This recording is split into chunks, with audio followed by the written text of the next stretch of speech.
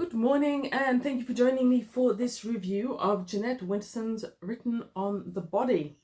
I've got this rather nice little vintage edition from 2001. It's a reprinting of a 1990s book. What is it? 1992? 1992. Yes, I remember that. Okay.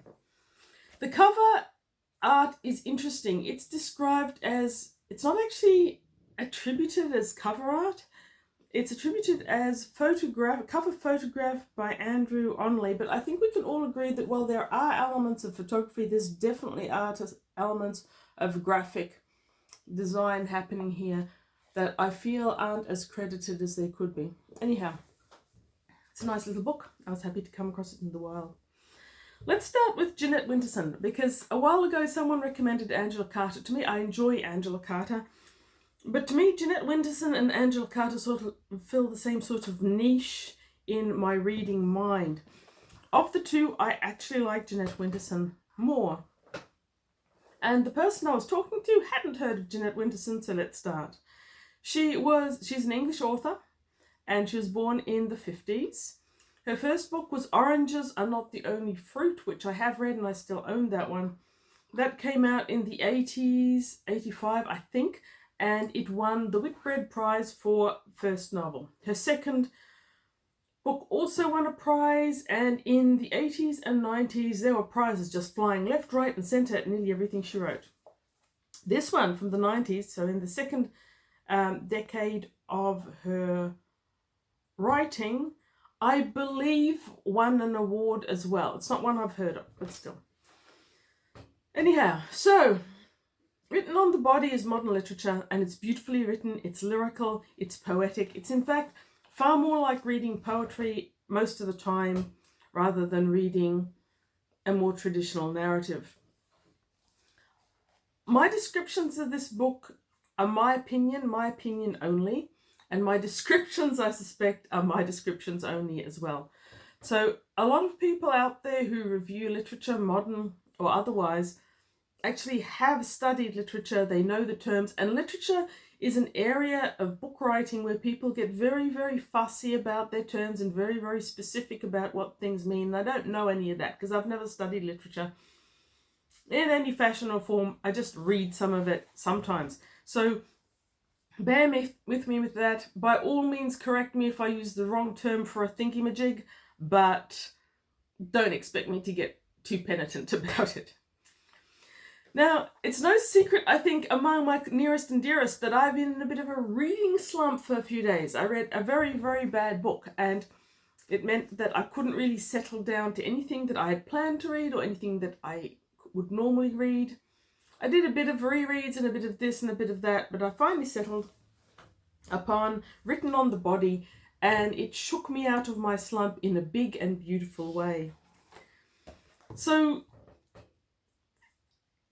because it's poetic and beautiful writing rather than a strong traditional narrative, the initial part is like reading stream of consciousness or poetry. I don't normally love stream of consciousness, but this was almost nothing but.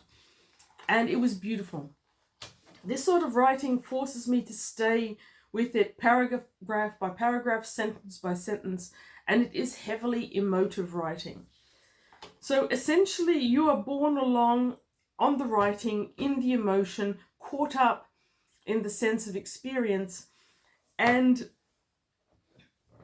that is completely different to reading a more traditional story where a story is happening. Now, a story does happen here, and what is that story? That's an excellent question, which at the end, I'm still not sure can be resolved. So if you go online and you read the reviews, many will say that this is a love story, and it could be. It might be a love story. It might be many other things as well. I guess really the take-home message would have to be that it is whatever the reader takes from it. Because this style of writing allows the reader to take so much from it. Now we start with the protagonist, and we don't know that protagonist's name. I don't think we ever learn the protagonist's name. I think she remains I think they remain anonymous throughout. I corrected that pronoun because, at least in the first part of the book, they pronouns, you say these days, gender, whatever. In the 90s I was allowed to say gender. Personal attributes of all kinds of this individual remain anonymous. We don't get a name, we don't get much of a description, a very light description. But what we get is their internal climate, environment and atmosphere, which is not terribly happy. It's in turmoil, and we gather that this individual is a serial monogamous, but a very, very romantic serial monogamous person who keeps throwing themselves from one romance to another, deeply investing. And too often these romances occur with married or unavailable women, and our individual ends up hurt and alone. Now, the only way I can really do this book justice is by reading bits out of it, because that is essentially what you're going to read it for and enjoy it. If you're going to read and enjoy it, it's for the actual type of the writing. So early on, here we are on page 14, where the setting is an interior inside a bedroom. There's a naked woman lying on the bed. From context, we know it's not our protagonist. And they're saying, "I wanted to tell you that I don't usually do this. I suppose it's called committing adultery," she laughs. "I've never done it before. I don't think I could do it again with someone else, that is. Oh, I want to do it again with you, over and over again." She rolls onto her stomach. "I love my husband, you know. I do love him. He's not like other men. I couldn't have married him if he was." And then we get sort of a description of marriage from the internal sense. "It's flattering to believe that you, and only you, the great lover, could have done this, that without you the marriage, incomplete though it is, pathetic in many ways, would have shriveled on its meagre diet, and if not thrived, at least not shriveled. It has shriveled, lies limp and unused, the shell of a marriage, its inhabitants both fled. People collect shells, though, don't they?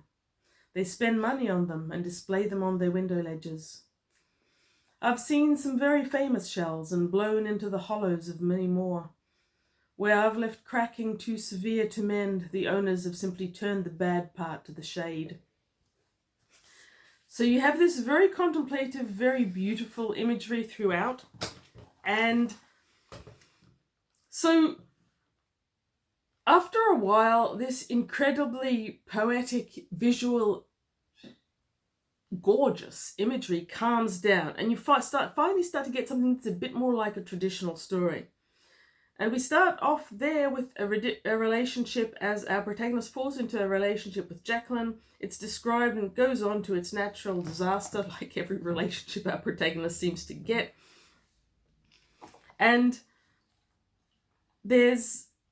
she settles, okay, so I'm probably going to slip into she and they quite often. Eventually you get a strong sense it's she, and if you know much about Jeanette Winterson yourself, you probably have already assumed that, because Jeanette Winterson's first book was actually semi-autobiographical.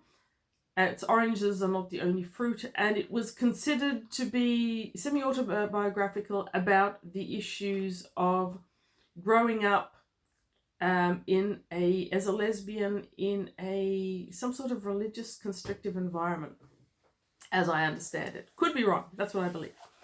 But anyway, so you've got this character who's emotionally volatile and rushing about the world and doing all this stuff, and they finally settle down into this relationship, and they tell themselves that they're happy in it. They're living in their flat with Jacqueline, who works at the zoo, which is... this book is full of these weird little observations and pieces of knowledge, and very rich in that sense. Then an established relationship. It's all the things that society tells us we should want. Slippers by the fire, not quite white picket fence, but that sort of feel. Picking up groceries on the way home to make dinner with your partner. And she'd been doing that for a while, and she describes her friends as regarding Jacqueline with wary approval. regarding me as a mental patient who has been behaving for a few months. A few months? More like a year. I was rigorous, hardworking, and what was that word beginning with B? You're bored, my friend said. I protested with all the fervour of a teetotaler caught glancing at the bottle. I was content. I had settled down. Still having sex?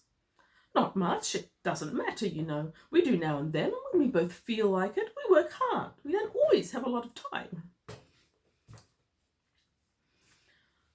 After a bit more of this, I lost my temper. Why was my happily settled, happily hidey house coming under fire from a friend who'd put up with all my broken hearts without a word of reproach? Anyway, it goes on like that. And then a third person comes into the relationship as a friend. Louise is married to some guy who we hear a lot about, but in interesting, organic, and odd terms. Louise is a friend to both our protagonist and Jacqueline, and it slowly turns into more than friendship. Now, a lot of the way this narrative moves forward is still luscious description. It's still not the sort of events that normally would happen in a normal fiction book that is just telling you what happened. This is all about the internal emotional progression through the experience.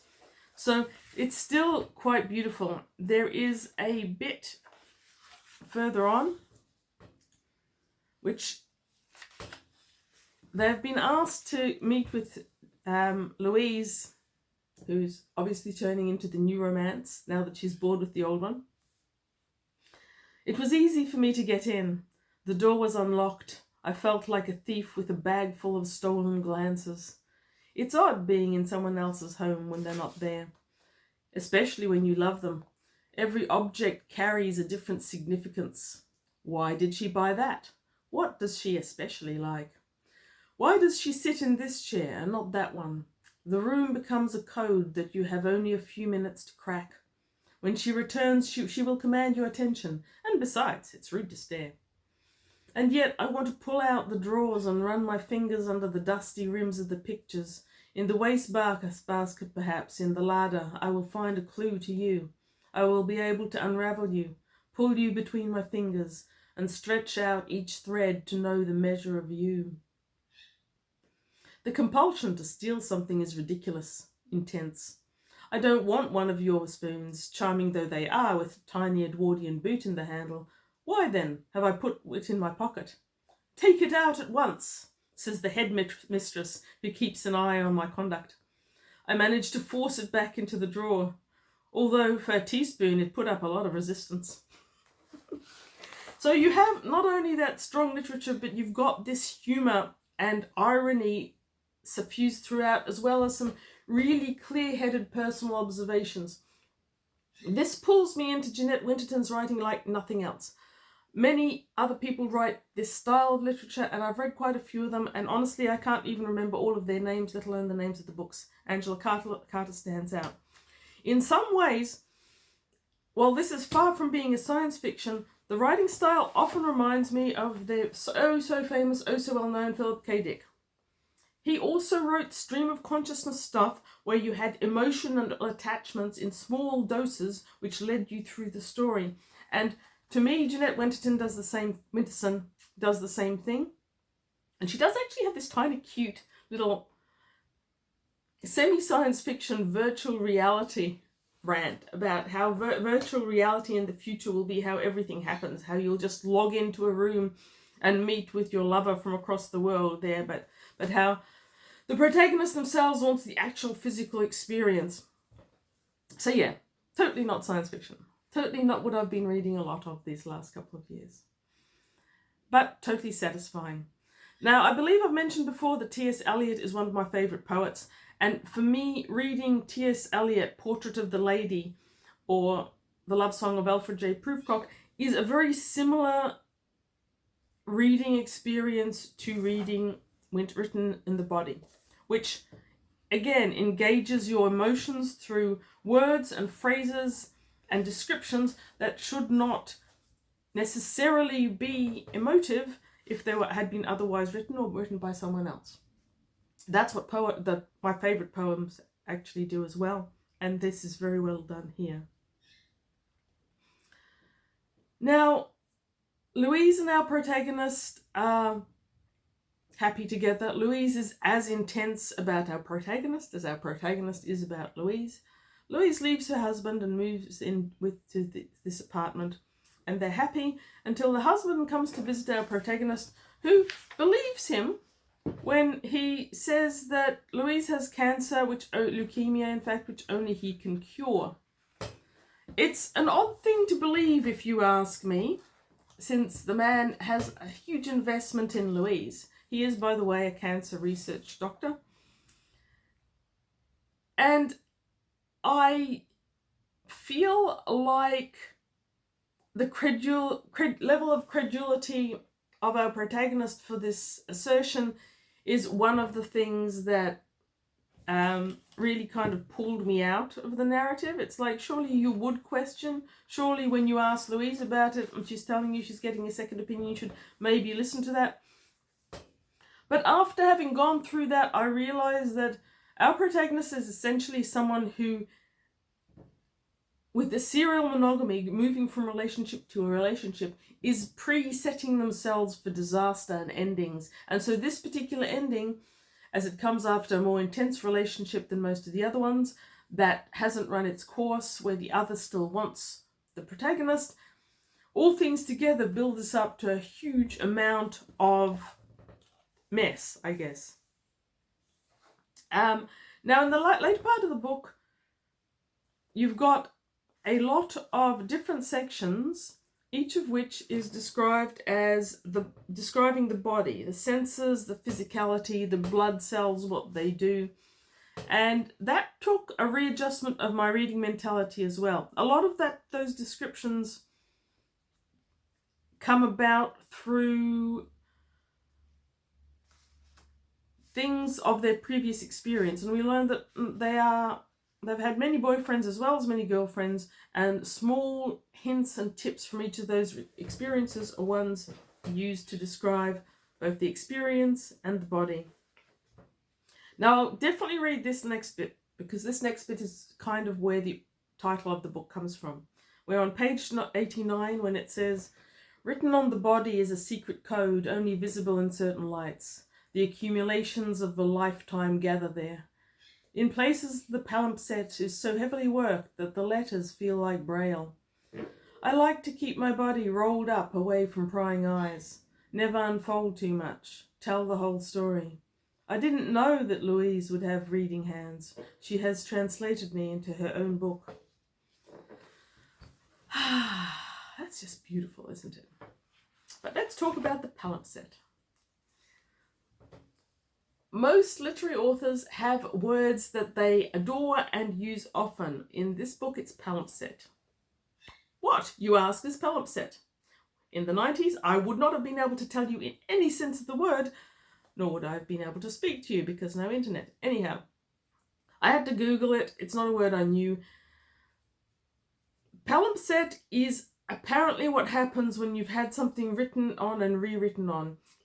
I'm probably pronouncing it wrong as well. Unless you are a librarian of antiquities, it's probably not a word you use in conversation every day, every month, or even once a lifetime. It seems to mean a scroll. Now, a scroll in medieval times used to be a huge investment of wealth, and after you've used it, rather than throwing it away or putting it in the recycle bin, you would carefully scrape it back and reuse it over and over again. A palimpsest is probably a scroll, or possibly a document, or maybe something other like that has been often rewritten and rewritten. And so the simile of that with a relationship where many relationships have been before, bringing it into the written on the body, makes a lot of sense, and it's evocative and quite beautiful, just like the rest of this book. Now, in that later part, our protagonist flees from Louise in the assumption that if they do that, she will go back to her husband, who will give her treatment in this special clinic in Switzerland. And our protagonist believes that. I don't know that too many readers of this book would be naive enough to believe that. And you know what? You, the reader, are right. The protagonist, wrong. So they flee to a remote area. They continue doing their translation stuff, but they also start obsessively reading about cancer and working in a local cancer ward. You only see that through a couple of incidences because this book continues to be about deep emotive experiences. And this is where we start to get a whole heap of descriptions of tissues and so forth. Tissues such as the lining of the mouth can be seen with the naked eye, but the millions of cells which make up the tissues are so small that they can only be seen with the aid of a microscope, as I well know from work. And Winterson then goes into the emotive experience of cells, and that took some reorganizing of my thought, but it continues to be very beautiful and I did continue to enjoy it. What else? There is so much beauty in this reasonably small book. It's 190 pages. Basically, you could pick this up at random, and any page you stopped on, you would find gorgeous phrases that you could fall into, that I could fall into at least. It's not for everyone. I know some people have criticized this book for not having a clear plot, which really it doesn't. For being hard to read, which would depend on your mood. If I was in the mood for a space adventure, this would probably not satisfy. But if you're in the mood for a really beautiful literature experience that is gorgeously written, if you have read everything that T.S. Eliot ever wrote over and over again and you need something new but you haven't read Written on the Body, in those cases I would thoroughly recommend it. Thank you for watching. I don't know when I'll come to you next. It's going to take me a while. I still haven't completely killed the reading slump. This was a good start. It was the first arrow into the army, but I'm not sure where I'm going from now. I'm thinking of trying a modern historical bestseller. Lisa C. wrote The Island of Sea Women. This was gifted to me for Christmas. Thank you, Sally, if you happen to see this. And it's about an interesting island in Korea where women were the divers. So it ticks a lot of boxes for me. Anything that says New York Times best-selling tends to make me a bit suspicious, but the subject matter might be good enough for me to pick that up and actually stay with it for its more significant volume. Thank you for watching. If you've watched this far, find good books, read them, and relish that experience of reading good books, because a bad book is a bad, bad thing. Bye.